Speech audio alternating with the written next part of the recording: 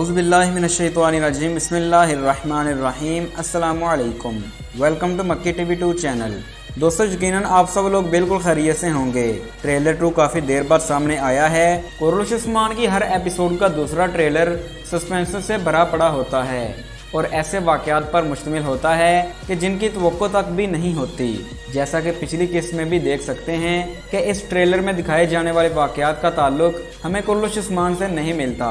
पिछली किस्त में वाक़यात कुछ और थे और ट्रेलर वाली किस्त में कुछ और दिखाया गया। नाज़रीन इस बारे में काफ़ी तशवीश में हैं कि आगे क्या होने वाला है। सो ये सारी तफसील हम आज की वीडियो में बताएंगे। आज की वीडियो में बात करेंगे कि सुल्तान उस्मान को क्या सजा देंगे। सुल्तान का किरदार पॉजिटिव होगा या नेगेटिव? क्या ये सुल्तान भी मंगोलों के गवर्नर साबित होंगे? तो गाय अब किससे लड़ने जा रहा है? क्या उस्मान मंगोलों को टैक्स अदा कर देंगे? उमर बे कहाँ जा रहे हैं? निकोला हमें जंगल में देखने को मिला और वो किस पर आखिरी बार की बात करता है? यार हिसार का किला कब फतह होने वाला है? और सबसे आखिरी और अहम बात कि शेख अदिबाली उस्मान को मालहुन से शादी का क्यों कहते हैं? दोस्तों इन तमाम पुरतजस्सुस सवालात के जवाबात आज की वीडियो में जानिए। हमारी बताई गई तमाम तफसीलात बिल्कुल दुरुस्त साबित हुई और उम्मीद है कि अगली किस्त में भी बिल्कुल सच साबित होंगी।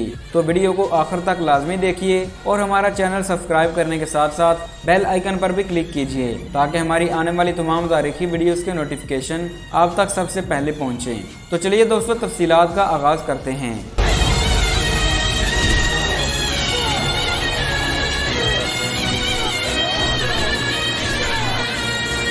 दोस्तों सबसे पहले बात करते हैं कि सुल्तान उस्मान को सज़ा क्यों देंगे और सज़ा भी क्या देंगे। पिछले ट्रेलर में हमने देखा कि कुछ सल्जोकी सिपाही और उनके साथ सुल्तान का एलची उस्मान को कई कबीले में सुल्तान की दावत देते हैं। फिर हमने देखा कि उस्मान उनके साथ जा रहे होते हैं। हमने आपको इसके मुताल्लिक पहले ही बता दिया था कि यकीनन उस्मान बे सल्जोकी सुल्तान की तरफ जा रहे होंगे और सल्जोकी सुल्तान की एंट्री का अंदिया भी दिया था। फिर हमने आपको बताया कि अभी 50-50 चांस हैं कि उनका किरदार पॉजिटिव होगा या नेगेटिव और अगले ट्रेलर में सारी हकीकत खुलकर सामने आ जाएगी। दोस्तों बिल्कुल ऐसा ही हुआ कि सल्जोकी सुल्तान मसूद का किरदार भी शामिल हुआ और हमें एक बार फिर कोनिया में सल्जोकी महल देखने को मिला जहां उस्मान बे की एंट्री होती है। उस्मान बे दाखिल होते हैं कि सल्जोकी सिपाही उन पर तलवारें रख लेते हैं। दोस्तों इसकी वजह सिर्फ और सिर्फ वही मंगोलों का टैक्स है। हमने ट्रेलर में भी देखा कि मंगोल कमांडर सुल्तान से शिकायत करता है कि उस्मान ने हमारे एलची को कुत्ते की तरह मारा और उसे उठाकर बाहर फेंका। जो सुल्तान उस्मान को कहते हैं कि बहसीयत सुल्तान मुझे आपको सजा देना फर्ज है। सुल्तान के ये अल्फाज सुनकर नादरीन चौंक उठे कि ये क्या हो रहा है। सुल्तान का किरदार पॉजिटिव होगा या नेगेटिव? दोस्तों उस्मान के वक्त सल्जोक सल्तनत ज़वाल पजीर थी। हर तरफ मंगोल राज था। सुल्तान अलाउद्दीन के मरने के बाद तमाम सुल्तान मंगोलों के सामने बेबस साबित हुए। इसकी झलक हमने सुल्तान गियासुद्दीन के सामने नोयान की मौजूदगी की सूरत में ही देख ली थी। हकीकी तारीख में कोस्ताख के मुकाम पर नोयान ने गियासुद्दीन को शिकस्त दी थी और ये सल्जोकों की मंगोलों के हाथों पहली बड़ी शिकस्त थी जिसमें सुल्तान गियासुद्दीन भाग गया था। यूं वो दिन और उस्मान का दौर सल्जोक सल्तनत फिर मुस्तहकम नहीं हो सकी। एर्तुगरुल के दौर में ही सल्जोक सल्तनत खत्म हो गई थी। सल्जोक सुल्तान मंगोलों का गवर्नर साबित होते रहे। तो अभी भी ऐसा ही कुछ सीन है कि सुल्तान मसूद उस्मान को सजा देने पर मजबूर होंगे और ये सजा क्या होगी? दोस्तों हमने कुछ संदूक भी देखे थे।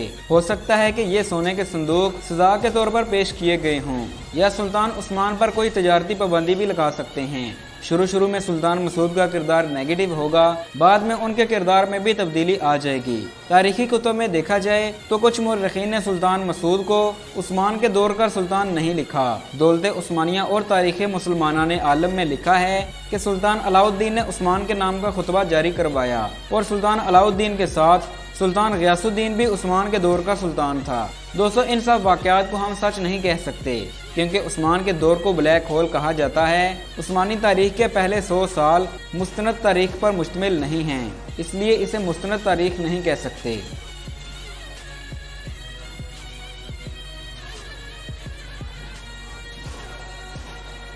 अब बात करते हैं कि तुगाई किससे लड़ने जा रहा है। दोस्तों मेरे ख्याल से तुगाई उमर बे से लड़ने जा रहा है क्योंकि उस्मान की शिकायत सुल्तान तक पहुंची है तो वो उस्मान को नुकसान नहीं पहुंचाएगा। निकोला को भी इस बात का पता चल जाएगा और वो भी तुगई से बदला लेने की गरज से हमले का सोचेगा। निकोला यार हिसार के गवर्नर से कहता दिखाई दिया कि जो बाकी बच जाएगा हम उसे आखिरी धचका देंगे। दोस्तों इस बात से ये भी लगता है कि उमर बे निकोला से इत्तेहाद करके तुगई से लड़ेंगे। फिर निकोला की सोच के मुताबिक वो उमर बे के साथ मिलकर तुगई को शिकस्त देगा और फिर बाकी बचे हुए लोगों को भी कत्ल करेगा। ये निकोला की सोच हो सकती है, लेकिन ऐसा नहीं होगा। उस्मान बे के बिना ये खेल जारी नहीं रह सकता।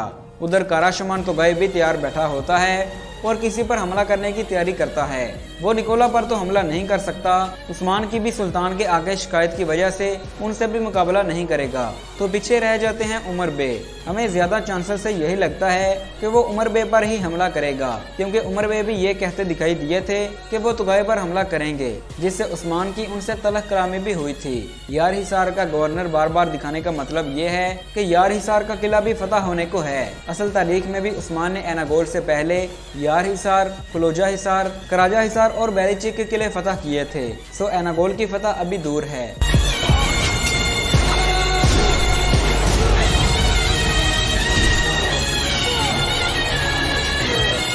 दोस्तों अब बात करते हैं जरा सबसे अहम मौजू पर कि शेख अदीब अली उस्मान को कहते हैं कि उन्हें रोकने के लिए आपको उमर बे की बेटी मालहुन खातून से शादी करना होगी। हमें पहले ही ये ख्याल था, बल्कि एक वीडियो में हमने आपको बताया भी था कि इस शादी में शेख अदीब अली अहम रोल अदा करेंगे। पहले हमारा ख्याल सरजान खातून का था, मगर वो सीरीज से आउट हो गयी, तो अब मजबूत चांस यही थे कि शेख अदीब अली इसमें रोल अदा करेंगे। तो बिल्कुल ऐसा ही हुआ।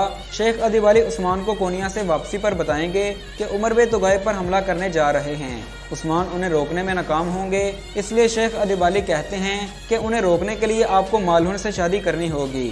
मालहुन खातून से शादी के बाद मालहुन उस्मान के हुक्म पर अमल करने की पाबंद होगी, जबकि उमर बे का झुकाव भी कई कबीले की तरफ हो जाएगा। सवाल ये पैदा होता है कि इन तलख कलामियों के बावजूद उमर बे उस्मान को मालहुन का रिश्ता दे देंगे, और इस रिश्ते के बाद बाला खातून का क्या बनेगा। दोस्तों जब शेख अदीब अली इस रिश्ते के लिए उमर बे के पास जाएंगे तो यकीनन उमर बे उन्हें ना नहीं कर पाएंगे और बाला खातून को भी शेख अदीब अली ही समझाएंगे। फिर जब बाला खातून को पता चलेगा कि शेख ने ही इस रिश्ते की हामी भरी है तो वो भी इस हकीकत को समझ जाएंगी।